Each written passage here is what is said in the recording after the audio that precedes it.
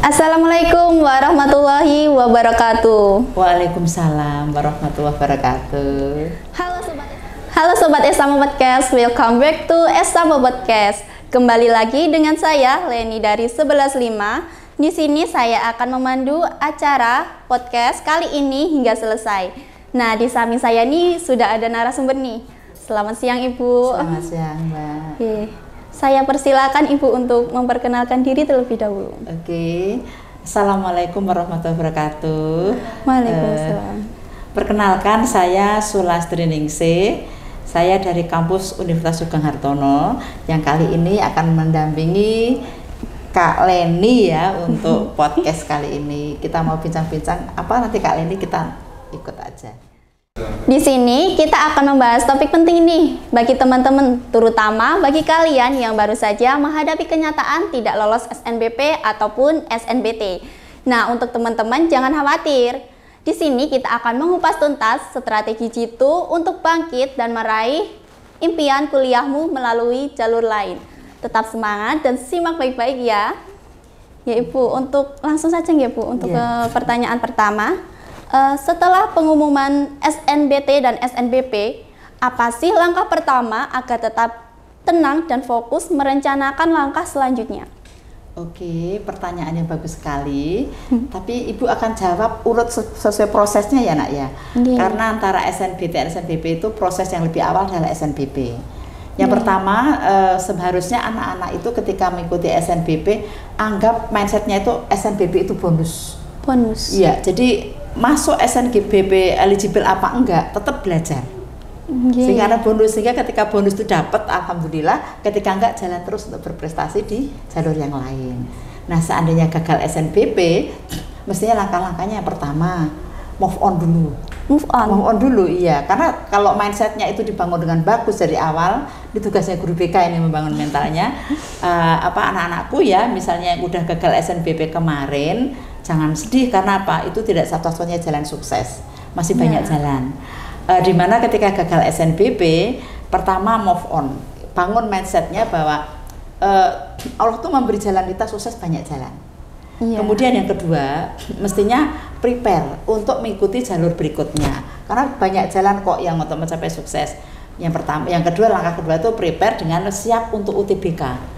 Bahkan UTBK ini pun sebenarnya harus dipersiapkan jauh sebelum eligible muncul. Karena itu kan cuma bonus gitu. Nah, mungkin bisa dipersiapkan dari kelas 11 mungkin. Bahkan dari awal, mungkin gambaran-gambaran itu dari kelas 10 tuh udah disampaikan oleh guru BK, sehingga prepare-nya anak itu sejak kelas 11. Nanti mau ambil prodi apa, mata pelajaran daya dukung apa yang paling dibutuhkan, itu udah di-prepare dari awal. Nah, ketika gagal SNBP ya harus melihat strategi berikutnya apa, jalur-jalur lain yang bisa ditempuh apa. Misalnya SNBT, it is must ikut SNBT karena banyak sekali seleksi-seleksi yang menggunakan nilai UTBK. Tidak hanya untuk SNBT itu sendiri, tetapi juga di jalur mandiri itu banyak juga perguruan tinggi yang memperhitungkan nilai UTBK. Ada yang pakai tes murni, ada yang pakai combine antara nilai UTBK plus tes lagi. Tapi ada juga yang murni hanya menggunakan nilai sisa UTBK. Jadi langkah berikutnya siap untuk UTBK, belajar dan belajar TPS. Kalau yang udah ini ya, yang sekarang ini. Kemudian langkah berikutnya lihat jalur-jalur apa, bisa ke kedinasan, bisa lihat politeknik, bisa lihat juga ke angkatan. Kan tidak hanya PTN aja, bisa kedinasan, bisa politeknik, bisa juga ke angkatan darat laut udara, juga bisa ambil swasta yang favorit. Swasta yang favorit. Ya, swasta yang bagus. Jadi ketika untuk cadangan ya, itu jangan mendaftar di swasta itu ntar deh kalau nggak keterima SNBT baru daftar, itu terlambat Nak. Karena apa? Biasanya kalau daftarnya agak-agak akhir, itu swasta juga menari-nari, skornya dinaikin, uangnya juga dinaikin gitu. Jadi prepare itu untuk cadangan, pilih ya ketika gagal SNBP, ketika proses SNBT sekaligus cari swastanya juga. Tetapi ada catatannya, ketika daftar swasta itu pilih perguruan tinggi yang bagus ya, prodinya bagus, agartanya juga udah baik. Kemudian yang ketiga, bayarannya itu minimal bayarannya. aman dulu dan dipastikan seandainya keterima negeri uang bisa kembali. Kalau nggak iya. sepenuhnya ya ada berapa persen lah yang kembali. Karena ada swasta yang kalau keterima negeri uang yang udah dibayarin nggak kembali serupiah pun. Itu gitu ya. Iya. Gitu. Jadi strateginya itu pakai SNBT-nya juga udah prepare. Nanti ketika SNBT bisa juga melihat kampus-kampus yang kira-kira dibidik, entah hanya negerinya atau kedinasannya atau angkatannya atau swastanya, politekniknya. Nah setelah itu kita langkah berikutnya persiapkan berkasnya. Berkas-berkas administrasi ketika mau mendaftar di jalur-jalur itu kan ada syaratnya, nak. Ya, biasanya itu apa aja sih Bu syarat-syaratnya? Yang pertama pasti surat keterangan lulus. Jadi surat keterangan lulus itu walaupun selebar kertas, hati-hati disimpan betul itu. Itu nyawa kita yang mau kuliah. Nanti kalau udah keluar ijazah juga ijazah, surat keterangan lulus, ijazah segala itu di fotokopi di legalisir. Kita bikin cadangan berapa set gitu. Nanti udah apa-apa udah tinggal ngambil gitu. Kemudian foto berdiri terbaru yang resmi, jangan pakai foto candid ya, tapi foto-foto yang resmi podcast namanya pas foto itu ya, foto ijazah disiapin baik hard copy maupun file, semua disiapin file dan hard copy. Sertifikat juara dikumpulin, juga ada filenya tapi juga ada hard copy-nya. Itu sudah disiapin itu. Jadi nanti uang juga pendaftaran ya, biasanya kalau tas itu kan pakai pendaftaran itu. Nah setelah itu siap administrasinya, kemudian juga ini terus lanjut belajar. Setelah belajar juga yang keempat adalah caranya adalah dengan menempuh jalur langit. Dengan menempuh jalur langit. Iya, jalur langit itu dengan apa? Tidak hanya usaha lahir tapi usaha batin. Iya. Biar batin itu dengan ibadahnya ditingkatkan, minta doa restu orang tua, minta doa restu guru. Guru itu juga orang tua kalian loh anak-anakku. Karena tanpa guru kita tidak bisa apa-apa ya enggak. Jadi tidak ada mantan guru itu enggak ada. Karena ilmunya kan enggak dibuang. Tapi minta restu sama guru, minta restu sama orang tua, minta maaf juga. Jadi dua-duanya harus balance gitu untuk ikhtiarnya. Itu kira-kira yang harus disiapin. Kemudian ini kalau semisal setelah lulus itu ada yang milih untuk gap year. Nah, jika mempertimbangkan gap year, kegiatan produktif dan bermanfaat apa saja yang bisa dilakukan untuk persiapan kuliah tahun depan? Bagus sekali ya. Memang kok kenyataannya anak-anak yang belum keterima SNBP, SNBT itu kadang nggak mau kok pokoknya saya harus prodi ini di univ ini ketika gagal di 2 jalur itu milih gap year. Nah cuman gap year itu harus betul-betul dipersiapkan secara fisik terutama psikis ya. 1, jangan down. Yang kedua, bagaimana otak tetap aktif berpikir. Karena kalau banyak nganggur otak tuh jadi tidur. Tingkat berpikir manusia itu kan ada 3 tingkatan ya. Terendah namanya limbik ya, reptilia, limbik kemudian korteks. Jadi kalau masa-masa libur tetaplah otak kita diaktifkan di tingkat korteks. Mau berpikir, aktivitas berpikir itu harus dihidupkan. Terus yang kedua, tetap belajar. Belajar sesuai apa yang akan diikuti di tahun depan itu. Ketika gap year misalnya ikut bimbel kalau memungkinkan. Kalau nggak bisa ikut bimbel, belajar mandiri. Kita kan banyak ada YouTube bagaimana mengerjakan soal-soal itu, searching sendiri, ke perpustakaan juga bisa. Itu untuk belajar soal-soal kan nyari di internet juga banyak banget gitu. Kalau nggak berjoin sama teman-temannya dia udah pernah ikut bimbel, dipinjam bukunya kah atau asal menjalin hubungan baik kan bisa dikasih referensi materi untuk belajar selama setahun. Fokuskan ke mata uji yang akan diujikan di tahun yang akan datang. Nah yang gagal tahun ini, tahun depan beda. Kalau tahun ini kan ada 7 komponen itu kan TPS. Nah tahun depan itu gambarannya itu TKA, jadi kompetensi akademik yang diujikan. Jadi belajar laginya itu ya matematika umum, bahasa Indonesia, bahasa Inggris, plus 2 mata pelajaran terkait mapel presentil prodi yang akan diambil, yang linear dari prodi yang akan diambil. Misalnya nanti Kak Leni ya mau ambil kedokteran. Jadi kalau gap year aku setahun, naudzubillah enggak ya, ini cuma contoh aja. oh ini nggak keterima SNBT tahun ini, aku besok aku akan gebir karena aku nggak mau kecuali kedokteran UNS misalnya ya. Jadi ini harus belajarnya bahasa Indonesia, bahasa Inggris, matematika umum, plus kimia, biologi. Ya itu dimatengin di situ. Jangan merasa cukup karena apa? Karena kita kan nggak tahu tingkat soalnya di perguruan tinggi itu kan penalarannya tinggi sekali. Jadi waktunya itu plus juga jangan itu aja nanti boring setahun tuh nggak sebentar loh. Nanti bisa produktif yang lain untuk latihan-latihan yang bisa mendapat rezeki freelance lah untuk produktif dan rezeki finansial juga bisa. Banyak cara itu. Jadi bantu-bantu orang tua juga bisa. Apa kegiatan produktif selain akademik juga banyak cara. Anak sekarang kreatif kok, pinter-pinter cari duit anak itu. Tapi jangan terlena, karena nanti kalau keasikan dapat duit, belajarnya lupa. Itu, karena kuliah tetap nomor 1, ya kan, gitu Kak. Jadi tetap aktif, otak selalu berpikir, kegiatan intelektual itu harus jalan terus selama setahun itu. Menjaga stamina mental juga, jangan futur ya. Yang ketiga, syukur kalau bisa bimbel rutin, kalau enggak bagaimana berkolaborasi, cari buku-buku materi untuk dipelajari sesuai dengan kode yang akan dibidik nanti. Terus kadang itu ada sebagian anak, mungkin ya sebagian besar, kalau masuk kuliah itu sesuai jurusan itu enggak yang diminatinya, mereka malah ikut-ikutan teman-teman. Terus gimana sih cara mengevaluasi kembali minat bakat jika pilihan jurusan sebelumnya itu kurang tepat?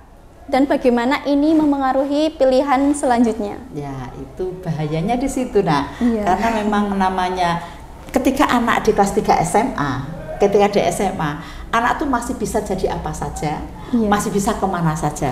Tapi kalau udah masuk bangku kuliah, couplingnya sudah semakin sempit, ya enggak? Jadi betul-betul diolah secara matang. Lah ini PR-nya guru BK untuk mencerahkan kepada siswa-siswanya supaya apa? Diberi gambaran. Jadi gambaran profesi apa yang akan dibidik.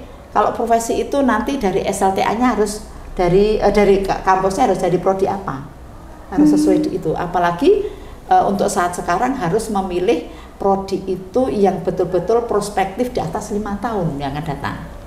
Karena yang 5 tahun ke sini kan udah diantri kakak-kakak yang kuliah. Di bangku kuliah sana udah berapa juta kakak-kakak yang kuliah di prodi itu. Jadi supaya tidak boring di tengah jalan, pastikan satu sesuai dengan passion. Sesuai dengan passion. Dan diridhoi orang tua. Gitu. Dan harus diridhoi orang tua. Lihat prospek dunia kerjanya ke depan. Kalau passionnya itu kurang bisa dijadikan pegangan untuk jalan rezeki masa depan, yaitu jadikan apa alternatif kedua, suplemen aja. Tapi saya yakin setiap manusia itu diberi kompetensi banyak kok. Jadi pasti kalau misalnya dari passionnya itu nggak begitu banget prospek kedepannya, ya tetap memilih sekiranya suka tetapi bisa juga kedepannya menjanjikan gitu. Gitu. Jadi kan nggak bakal boring di tengah jalan. Dan jangan ikut-ikutan, itu kata kunci sayang. Karena anak SLTA itu kebanyakan kan sebenarnya masih gimana temen gitu ya. Padahal kan nanti udah hidupnya masing-masing. Bakat minatnya beda, ya kan? Terus kondisi latar belakangnya juga beda, kekuatan fisiknya beda. Jadi mestinya harus sesuai dengan diri kita sendiri. Menjadi diri sendiri itu penting. Itu. Be myself. Jadi kalau misal udah terlanjur ya ditanya diri sendiri. Bisa nggak menyesuaikan kompetensinya dan minatnya untuk di bidang itu? Karena ini mumpung belum terjadi, jangan sampai terjadi seperti itu ya. Karena banyak terjadi akhirnya pada putus di tengah jalan. Itu seperti anak-anak yang kuliah di ITB. Itu kan banyak fakultas yang ketika masuk hanya masih fakultas itu aja. Sementara tuh jurusannya tidak sesuai dengan masih dua semester kuliah baru dijuruskan. Nah nanti kalau dapat jurusan yang nggak sesuai dengan dia minati, banyak kok yang mengulang akhirnya buang-buang waktu dan biaya. Itu jangan sampai terjadi. Makanya sebelum terjadi, prepare dulu yang sebaik mungkin. Kalau perlu searching juga, prodi ini tuh masa depannya kerjanya apa saja sih, kemana saja sih, gitu itu sudah tahu dulu sehingga nanti tidak jadi gangguan di tengah jalan. Gitu. Makanya kata kunci sesuai passion dan diridhoi orang tua. Kemudian sumber daya atau dukungan apa saja sih yang bisa dimanfaatkan untuk merencanakan strategi alternatif setelah gagal SNBP dan SNBT? Kalau mau langsung kuliah, ya mestinya cari jalur lain yang kira-kira memungkinkan daya dukungnya. Misalnya ikut seleksi mandiri. Seleksi mandiri harus diingat, yang diseleksi tidak hanya ininya anak-anakku, tapi juga rekening orang tua. Kira-kira jalur itu orang tua kita mampu nggak? Jadi kita lihat gitu dulu nak. Ketika gagal, kita lihat prodi itu prospeknya seperti apa, jalur itu bagaimana masuknya, kuotanya berapa, tingkat keketatannya tahun lalu seperti apa. Itu harus dicek dulu. Jadi sebelum melangkah mendaftar, pastikan di jalur yang akan ditempuh itu bagaimana keketatannya tahun lalu, kuotanya berapa, terus biayanya, uang UKT-nya berapa. Kalau gagal SNBT kan jadi mandiri ya, mandiri itu kan sekarang banyak banget, jalurnya banyak banget mandiri itu. Nah kalau jalur yang umum itu kan pakai tes dan nilai UTBK, jadi otomatis UTBK ITISMAS harus diikutin. Harus semua anak harus siap untuk UTBK, paling nggak cadangan itu. Terus belajar lagi, diskusi dengan orang tua tentang biayanya. Karena pernah terjadi anak melangkah sendiri tanpa bilang orang tua, bisa nulis angka gede sampai di hari harus bayar keterima, ternyata orang tua nggak sanggup. Problem lagi. Jadi ketika memilih jalur dan prodi setelah gagal SNBT, betul-betul dipikirkan masak-masak dan harus berpikir cepat karena waktunya mepet sekali. Iya itu. Atau mungkin swasta bisa, swasta yang bagus-bagus banyak. Contohnya gini nak, kalau prinsipnya harus negeri, itu juga kebanggaan ya. Tapi jangan asal negeri nak, ambil prodi yang betul-betul nggak jenuh. Yang kedepannya masa kedepannya ketika lulus itu bisa kerja. Itu. Kalau cari yang prodi prospek kerjanya luas. Iya betul, kamu malah lebih pinter itu. Jadi cari prodi yang prospek kerjanya luas gitu, mudah juga. Kemudian selain jalur mandiri di PTN itu, apa saja sih opsi pendidikan tinggi lain yang bisa dipertimbangkan jika tidak lolos SNBP dan SNBT? Tadi Ibu udah bilang di depan, lihat itu. Bisa kedinasan. Kedinasan itu contohnya kayak setan, setis, banyak sekali. Ya ada yang, tapi harus harus jeli karena ada kedinasan yang tidak langsung mendapat job pekerjaan. Tapi itu ada juga apa aja Bu? Banyak sekali itu nak. Nanti saya kasih filenya ya, saya punya banyak banget. Ya nanti bisa saya di setelah podcast ini bisa saya kasih filenya. Banyak sekali kedinasan, hampir tiap departemen itu sekarang punya sekolah kedinasan. Perindustrian juga ada, itu ada banyak semua, kelautan, perkapalan segala itu sekarang ada.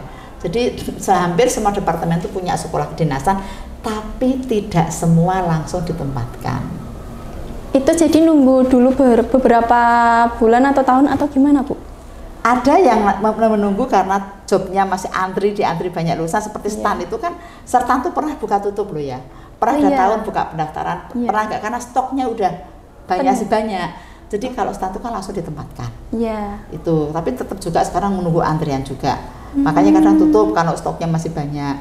STIS juga begitu. STIS itu statistik itu ya, itu juga langsung ditempatkan, tetapi kan juga sekarang kan banyak sekali cadangannya itu. Jadi harus dilihat betul buka dan langsung ditempatkan atau tidak. Karena ada kedinasan yang tidak langsung ditempatkan. Seperti di Jogja itu ada pertanahan ya, ukur tanah itu bisa bekerja langsung, tapi bukan PNS. Tapi kalau STAN memang begitu diterima STAN itu udah CPNS. Menjanjikan betul itu, makanya banyak kan anak-anak udah keterima SNBP lari ke STAN. Dan itu melukai hati perguruan tinggi. Itu. Jadi juga ada politeknik juga ada, akademi juga, itu yang keperawatan itu kan juga negeri. Itu kan ada keperawatan tuh negeri, ada juga kan, tetapi harus jeli pilih yang nantinya itu langsung ditempatkan gitu. Kalau enggak prospek dunia kerjanya banyak. Kalau perawatan rumah sakit banyak juga, itu bisa prospek juga. Gitu. kemudian Ibu, dalam kondisi tidak lolos SNBP dan SNBT, bagaimana cara menjaga motivasi dan fokus untuk tetap meraih cita-cita pendidikan tinggi? Nah, itu kan biasanya banyak yang kayak down, terlalu gimana ya, terlalu larut dalam kesedihan. Nah, itu gimana Bu? Ya, kalau itu memang ketangguhan mental ya. Nah, makanya perlu kok kita itu dilatih punya ketangguhan mental supaya apa? Supaya ketika menghadapi benturan-benturan seperti itu siap. Itu mungkin tugas orang tua, tugas guru BK, tugas guru agama untuk menguatkan mental anak bahwa kita itu couplingnya ikhtiar dan doa. Penentunya adalah Allah. Ya, yakinlah bahwa pasti setiap anak dikasih rezeki. Cuma jalannya ikhtiarnya ada yang lebih panjang lagi, ada yang sudah cukup sampai SNBP, SNBT.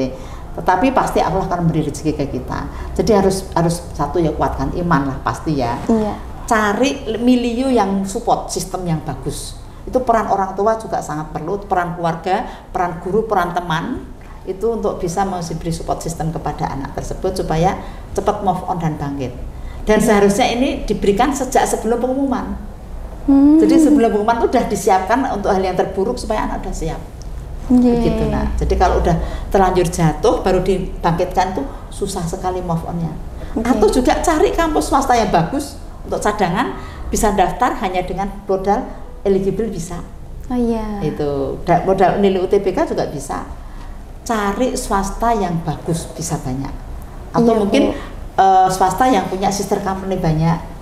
Bisa nanti kalau lulus dari sana ada bisa bekerja di perusahaan-perusahaan milik kampus tersebut. Itu kan satu owner gitu ya. Nah, gitu. Ini yang terakhir kali, ada nggak sih Bu dari Ibu itu tips and trick dari kita yang masih kelas 11 dan kelas 10 agar tidak gagal nanti di kedepannya? Itu bagus sekali ini karena ini pas sekali perubahan sistem di dalam penerimaan mahasiswa baru yang saya dengar terakhir itu untuk tahun depan, untuk kalian-kalian nih ya anak-anakku yang di rumah atau di sekolah ya, itu persiapkan dari sekarang untuk belajar TKA, tes kompetensi akademik. Jadi nanti eligible itu tidak pakai ranking nilai lagi, tetapi dengan tes TPA yang mengadakan pusat tetapi penyelenggaranya sekolah, rencananya seperti itu. Jadi yang semua peserta di prodi manapun yang akan dipilih itu ada 3 mapel yang harus dikuasai dari sekarang, prepare ya. Bahasa Indonesia, bahasa Inggris, matematika umum. Tambah 2 mata pelajaran yang sesuai dengan prodi yang akan diambil. Itu misalnya Kak Leni pengen kedokteran ya harus ditambah dengan kimia biologi. Yang mau ditambah pengen teknik informatika harus matang fisika sama matematika lanjutnya. Jadi prepare dari sekarang supaya nanti tidak nangis di belakang hari. Dan ini tidak semua wajib ngikut, hanya yang pengen ikut jalur itu aja. Jadi lebih fair ini lah, lebih fair ya. Karena betul-betul berjuang dengan tes itu. Ini juga berlaku nanti untuk jenjang-jenjang dari SD ke SMP, SMP ke SMA yang pengen jalur prestasi seperti itu. Jadi akan lebih menantang anak-anak untuk mau belajar lagi supaya tidak hanya banyak gulang-guling, banyak dengan internet, tapi betul-betul belajar mengisi waktu untuk prepare supaya nanti bisa berkompetisi. Dari sekarang belajar ya kalian ini. Pengen kemana nanti? Rencananya sih pengen ke kedinasan. Iya, kedinasan. Nanti belajar di kedinasan juga. Iya. Tuh. Ya, nggak terasa nih Bu, sudah sampai di penghujung acara. Demikian, terima kasih kepada Ibu atas ilmu dan wawasan yang telah diberikan. Semoga podcast ini bermanfaat bagi teman-teman semuanya. Jangan lupa untuk like, comment, share, and subscribe channel YouTube Esamu Majalapan ya.